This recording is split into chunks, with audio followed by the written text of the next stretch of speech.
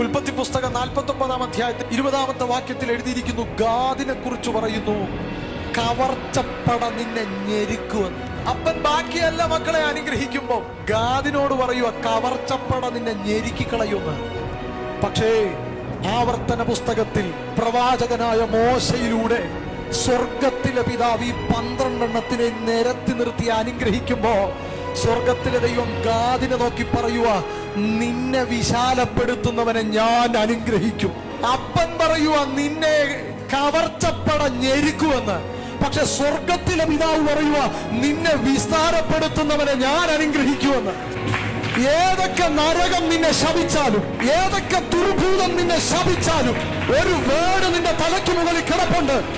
നിന്നെ അനുഗ്രഹിക്കുന്നവനെ ഞാൻ അനുഗ്രഹിക്കും, നിന്നെ ശപിക്കുന്നവനെ ഞാൻ ശപിക്കും. ഈ വേട ഇന്ന് നിങ്ങളുടെ തലമേൽ പരിശുദ്ധാത്മാവ് വിടുന്നത്.